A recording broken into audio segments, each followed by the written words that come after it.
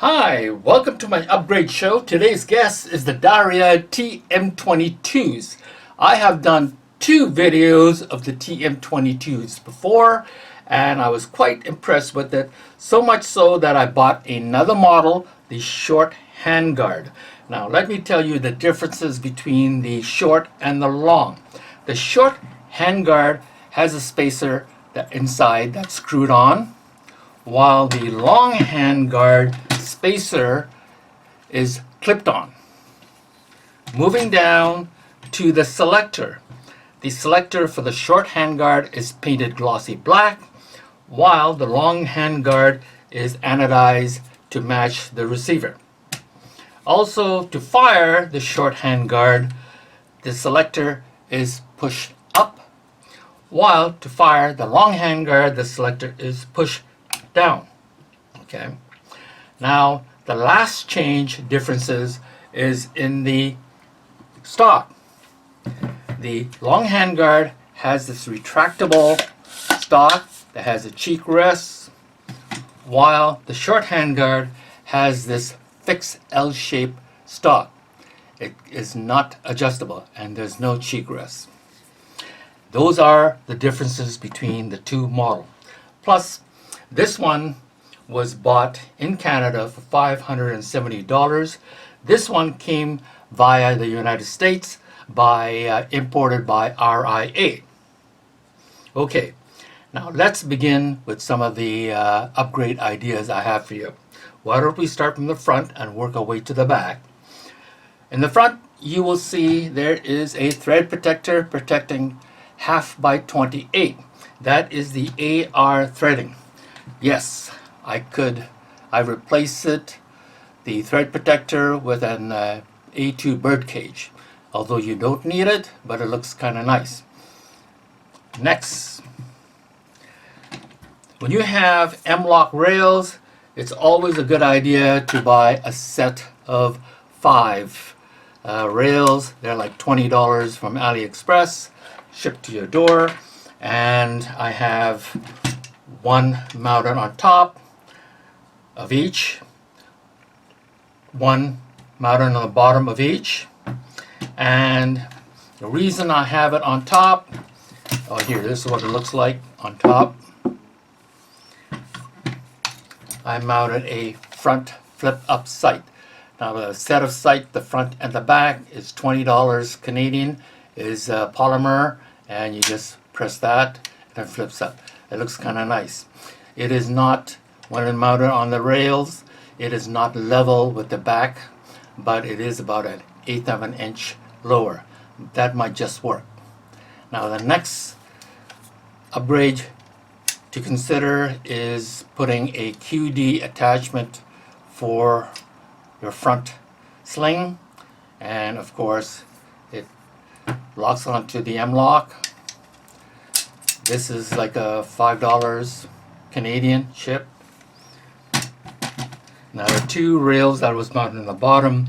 One is for the Magpul vertical grip, and here is for a angle grip. Now moving along,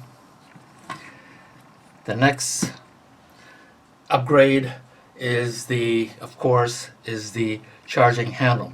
This charging handle is rather small, and obviously in the market already there's a couple of choices.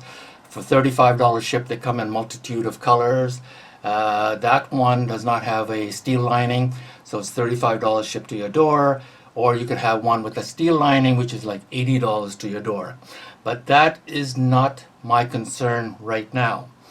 Whenever there's a screwing to a bolt, actually, even if there's screws attached to the handguard, I'm concerned that over time it will become unscrewed. Top cover or handguard, I always have that concern, and it's made worse when it's attached to the bolt like this charging handle, because the bolt recoils violently and it's more likely to fly off and get lost if you're out in the bushes and whatever firing this 22. So that is my first concern, rather than changing the size of the handguard. So what I did is that I wanted a little bit longer, so I attach 3 washers, and in between the 3 washers I have wave washer. It's like a locking washer. So it also, I had to use the washer because the screw head, the hex screw head, is rather small, and the wave washer would not work with that size of a screw head. So I had to put 3 washers, and in between I put wave locking washers, and then the handle goes in, and I had to basically cut a new hex screw, which is M4 by 0.7 pitch, and it was an extra long one. I had to cut it to size. I also noticed that the OEM screw is a bit short. It could go 1.5 millimeter longer. The longer the screw, the better it's staying in. Okay, and I'm not saying that this fixes the problem. I'm just saying it might prolong, I guess, flying out. That's basically what it is. So I'm hoping that this thing that I did here, where I attach wave washer, tightens it up a bit, and it would take longer. Hopefully it'll take like 500 rounds before it start to fly off. Okay, so that's what I'm hoping, and that's the upgrade I did to my charging handle. It's about a little bit over 1/8 of an inch longer, and of course these washers are wider, so it's obviously wider than the hex screw head, and so that's easier than before to cock. See, so that is one thing I did. Okay, going back to the back here, of course, the iron sight, this is polymer. It comes in a set of front and back. It's also flip up. It's only like $20, and it looks rather good. And like I said before, that this rail, the height does not match the front. This is about 1/8 of an inch taller, but that might just work for us. Okay. Now for a red dot, I recommend using a Bushnell TRS-25. It's a decent red dot, not very expensive, about maybe $125, $150 Canadian. So that's what I would recommend. Now the grip, this is a Magpul grip. For those who wants longer behind the grip and the trigger. Okay, it adds about 1/4 of an inch longer. But I also noticed that it doesn't quite fit. There's a gap in the back, so be aware of that. Okay. Now this is the standard long handguard stock. I like it a lot. However, it did have a hole in here. I had to buy 2 sets of QD ring with a socket, and you have to put the socket in here and screw it in. Unfortunately, the screws they provided is either too short or too long, so I had to cut it. And so there with one on each side. Okay, so it has to be cut, and it fits in perfectly, the QD. So I don't know why they couldn't have done that at the factory, honestly. It cost me $5 each set, so it cost me $10. They could have done it for $2. Okay. Now, when looking at the short handguard, what I did as an upgrade is that, unfortunately, this L-shaped stock, the LOP is only 13 inches. Usually too short for most people, and when I put in this folding stock adapter, it added 2 inches, and then that is 15 inches LOP, and that is too long, right? So that's why I couldn't leave this on, because it's either too short or too long. So I end up using a GSG 9-inch barrel stock. Doesn't this look familiar? Yes, it does look very similar to the TM-22 stock. Did you see that? It looks quite similar, except upon closer inspection, this is the cheap version that GSG 16 9-inch barrel use. You can tell that the butt pad, this is a lot thicker, this is a lot thinner, this is not removable, while the TM-22 is removable. Also, you can just feel this one, the TM-22 is stronger, even the catch is bigger, heftier. This is kind of cheap and light. Everything about this stock is kind of cheap. Everything about this stock looks very well done. Okay, so now let me tell you a little bit more about when I put this. The tube and the stock came from GSG 16. Okay, and because the barrel is 18 inches long,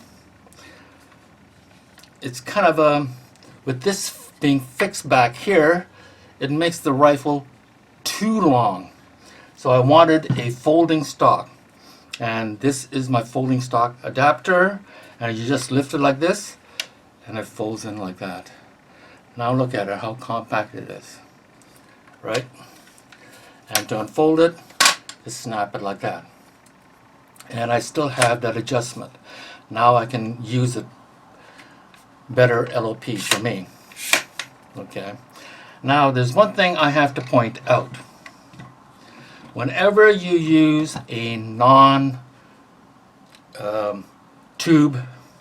that didn't come with the TM-22, there is a risk that in this particular case it doesn't go all the way to the back of the buffer. Okay.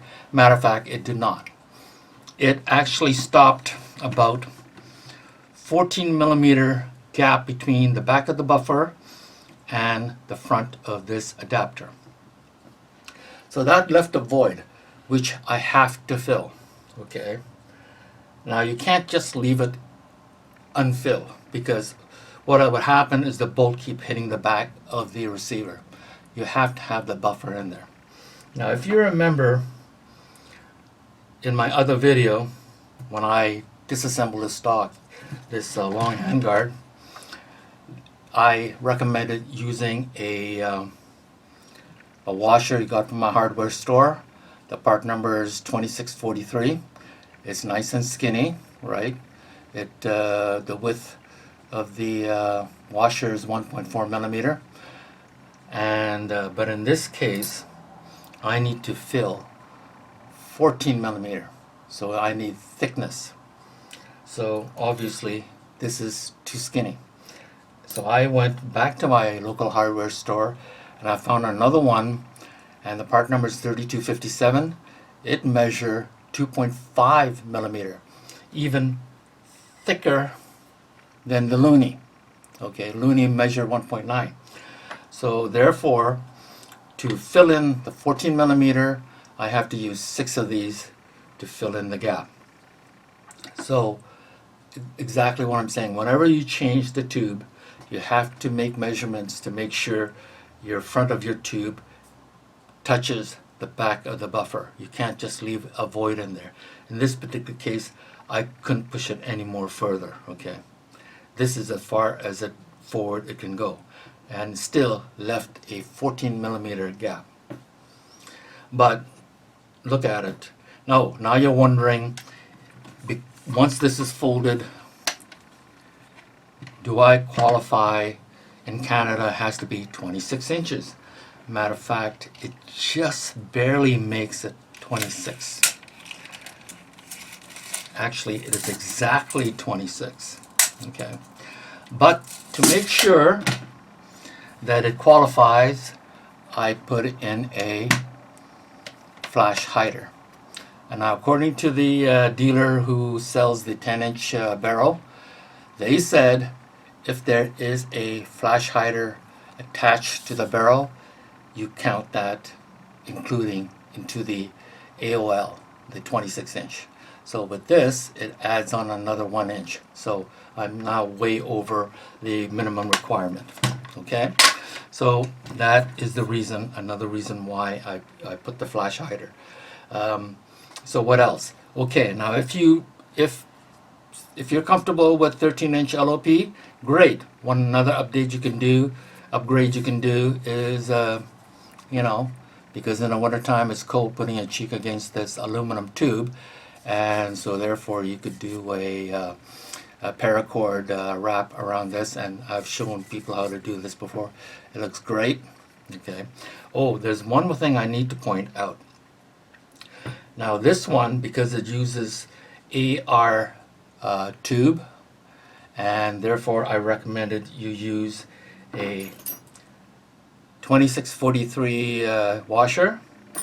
In this particular case, you don't need a washer, and the reason why is if you look in the front of the L-shaped tube, it is quite thick. It's not sharp and it's quite flat.